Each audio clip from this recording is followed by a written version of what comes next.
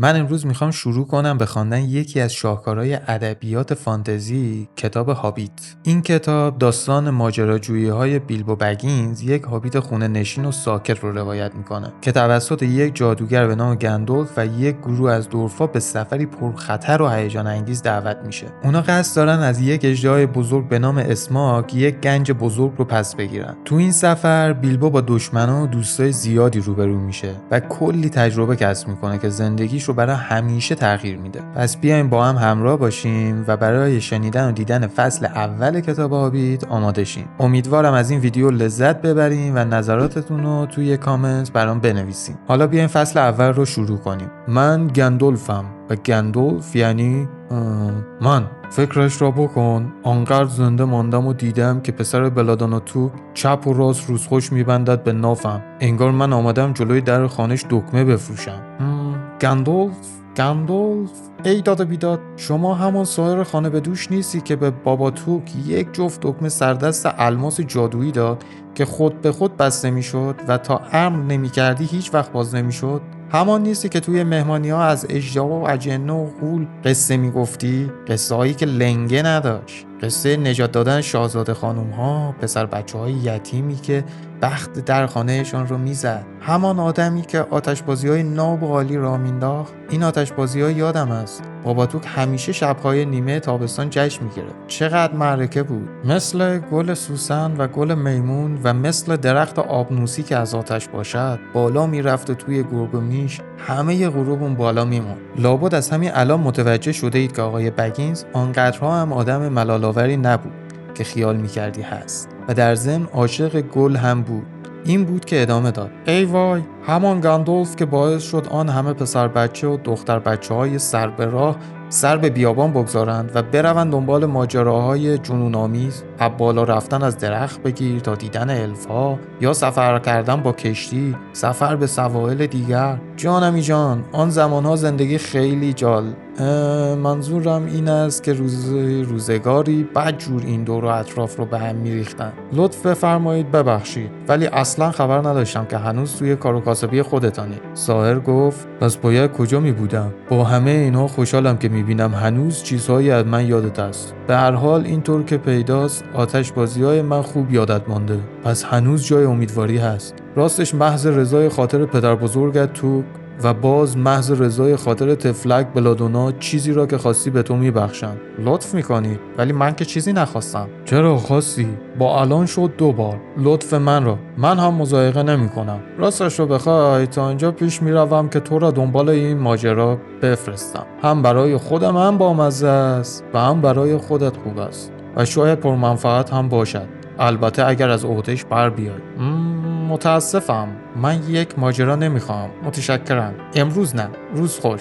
اما خواهش میکنم برای صرف چای تشریف بیاوری هر وقت که مایلی. چرا فردا نمیای؟ فردا تشریف بیاوری. مرحمت عالی زیاد. هابیت با گفتن این حرف چرخید و تند از در سبز و گرد خانه‌اش داخل رفت و به خودش جرأت داد و با آخرین سرعتی که توهین آمیز به نظر نرسد در را بست. هر چی باشه با ساحرا نمیشه در افتاد. همانطور که داشت میرفت طرف انبار آذوقه با خودش گفت: هیچ معلوم است چرا خواستم برای صرف چای بیاد. تازه صبحانه اش را خورده بود ولی فکر کرد 1-2 تا کیک و یک نوشیدنی بعد از این همه هول و هراس شاید حالش را جا بیاورد. گندالف در این ضمن هنوز بیرون در ایستاده بود و زمانی دراز اما بی سر و صدا میخندید. کمی بعد پا روی پله بالایی گذاشت و با نوک تیز چوب دستیش علامت عجیبی روی در سبز و زیبای هابیت گذاشت. بعد به سرعت دور شد و درست در همین زمان بیلبو داشت خوردن دومین کیک را تمام میکرد و یواش یواش به این فکر افتاده بود که خب خودش را از شر ماجراجویی خلاص کرده است. روز بعد قضیه گندالف را تقریبا فراموش کرده بود. قرار و مدارها خوب یادش نمیماند مگر آنکه آنها را در تابلو یادداشت روزانه‌اش ثبت می‌کرد. مثلا مثل این: چای با گندالف چهارشنبه. دیروز دستپاچه‌تر از آن بود که کاری مثل این بکنه. درست قبل از وقت چای عصرانه صدای مهیبی از زنگ در جلوی خانه بلند شد و تازه آن وقت بود که یادش اومد. با حول و ولا کتری رو گذاشت سر اجاق و یک فنجان و نلبکی و یکی دو تا کیک اضافه بیرون آورد و دوید طرف در. داشت میگفت میبخشید که منتظرتان گذاشتم، که دید طرف اصلا گندالف نیست. یک دورف بود با ریش آبی که آن رو چپانده بود توی کمربند زرنشانش و برق چشمای خیلی درخشان او از زیر باشلوق سبز تیره دیده میشد. به محض آنکه در باز شد انگار که منتظرش باشند، چپید تو شنل باشلوقدارش رو از دم و دستترین گلمیخ آویخت و تعظیمی بلند بالا کرد و گفت دوالین هستم، چاکر شما. هابیت گفت بیلبو هستم، به همچنین.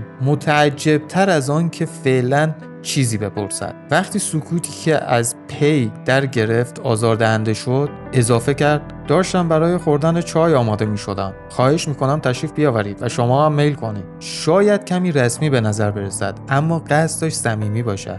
حالا بیلبو نه، شما اگه یه دورف سرزده بیاد و رخت و بختش رو بدون یک کلمه توضیح روی جالباسی راهرو شما آویزان کند، چه میکنی؟ نشستن سر میز زیاد به درازا نکشید، یا واقعیتش رو بخواید به خوردن سومین کیک نرسیده بودن که یک بار دیگر صدای زنگ در حتی بلندتر از قبل شنیده شد. هابیت گفت عذر میخوام و راه افتاد و رفت طرف در. داشت آماده میشد که این بار به گندالف بگوید که بالاخره رسیدید اینجا، ولی طرف گندالف نبود. در عوض یک دورف که خیلی پیر به نظر میرسید با ریش سفید و باشلوق سرخ روی پله ایستاده بود. این دورف هم تا در باز شد درست مثل این که از او دعوت کرده باشن جستی زد و داخل شد. وقتی چشمش به باشلوق سبز دوالین افتاد که از گلمیخ آویزان بود، گفت معلوم است که یواش یواش دارن میرسن. باشلوق سرخ خودش را کنار آن آویزان کرد و دست روی سینه گذاشت و گفت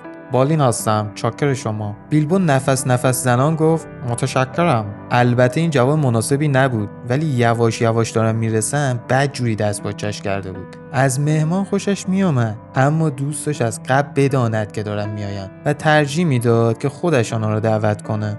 وحشت برش داشته بود که نکند کیک کم بیاورد و بعد خودش به عنوان میزبانی که وظیفه‌اش را خوب بلد است، هرچند وظیفه‌ای دردناک سرش بی کلاه بماند. بعد از آن که نفس عمیقی کشید موفق شد بگوید تشریف بیاورید داخل چای میل می‌کنید. بالین ریش سفید گفت اگر برایتان فرقی نمی‌کند کمی آبجو بیشتر به من می‌سازد حضرت آقا، ولی راستش از کیک بدم نمیاد. کیک زیره اگر توی بساط پیدا بشه. بیلبو در کمال تعجب دید که دارد جواب میدهد تا دلتان بخواهد و یک دفعه دید که راه افتاده است که برود سردابه و یک پیمانه آبجو بریزد داخل لیوان دسته‌دار و برود انبار آذوقه و 2 تا کیک زیره گرد و قشنگ بیاورد که همان بعد از ظهر برای دسر بعد از شامش پخته بود. وقتی برگشت بالین و دوالین مثل دوستای قدیمی پشت میز شروع کرده بودن به گپ زدن. راستشو بخواین دوتا با هم برادر بودن. بیلبو آبجو و کیک را تالاپی جلوی آنها روی میز انداخته بود که باز صدای زنگ در بلند شد و بعد صدای یک زنگ دیگر. همینطور که هن و هن کنان در طول راهرو راه افتاد با خودش فکر کرد این دفعه دیگر حتما گندالف است، ولی نبود. 2 دورف دیگر بودند، هر دو با باشلوق‌های آبی، کمربندهای نقره و ریش‌های زرد و هر کدام یک خورجین پر از ابزار و یک بیل دستشان بود. تا در شروع کرد به باز شدن پریدن داخل و بیلبو اصلا تعجب نکرد. گفت چه خدمتی از دستم ساخته است دورفای عزیز؟ یکی از آنها گفت کیلی هستم، چاکر شما. و دیگری اضافه کرد وفیلی. هر دو باشلوق‌های آبی را به سرعت از روی سر کنار زدند و تعظیم کردند. بیلبو که این بار مراقب رفتار خود بود جواب داد چاکر شما و خانواده شما. کیلی گفت معلوم است دوالین و بالین از قبل اینجا هستند، بیا برویم و به جمع ملحق شویم. آقای بگینز فکر کرد جمع اصلا از بوی این قضیه خوشم نمیاد. واقعا باید 1 دقیقه بنشینم و هوش و حواسم رو جمع کنم و یک نوشیدنی بخورم. تازه 1 جرعه از چایش را خورده بود توی یک گوشه دنج و در تمام این مدت 4 دورف دور میزش نشسته بودند و از معدن و طلا و جنگ و دعوا با گابلین‌ها و حمله اژدها و کلی چیزهای دیگر حرف می‌زدند. چیزایی که آقای بگینز از آنها سر در نمی آورد و نمی‌خواست سر در بیاورد، چون بوی ماجراجویی از آنها بلند می‌شد. که ناگهان دینگ دنگ زنگ در خانه‌اش دوباره به صدا درآمد. انگار یه بچه هابیت توخس قصد کرده بود دسته زنگ رو از جا بکند. پلک زد و گفت 1 نفر در میزند. فیلی گفت از روی صدا باید بگویم 4 نفر. به علاوه وقتی داشتیم می اومدیم از دور دیدم که پشت سر ما میان. بیچاره هابیت کوچک توی تالار نشست و سرش رو گذاشت روی کف دستهایش و مات و مبهوت ماند که چه اتفاقی افتاده است و چه اتفاقی قرار بیفته و اینکه نکند همگی بخوان برای شام بمونن. اون وقت صدای زنگ شدیدتر از دفعات قبل بلند شد، طوری که مجبورش کرد بدود به طرف در. روی هم رفته 4 نفر نبودن، 5 نفر بودن. خب دوستان، ویدیو امروز ما به پایان رسید، اما این داستان هیجان انگیز ادامه داره، پس ویدیوهای بعدی ما رو از دست ندین. امیدوارم از این ویدیو لذت برده باشین و با صدای منم همراه شده باشین. سایر قسمت‌های فصل یکم تو همین پلیلیست گذاشته میشه. اگه نظر یا پیشنهادی دارین خوشحال میشم توی کامنت بگین. همچنین اگه ویدیو خوشتون اومده ممنون میشم ویدیو رو لایک کنین و روی دکمه سابسکرایب بزنین و اگه دوست داشتین زنگوله هم بزنین تا به محض اینکه ویدیو جدید منتشر میشه متوجه شید و با هم ادامه داستانو ببینید. تا ویدیو بعد، خدا نگهدار.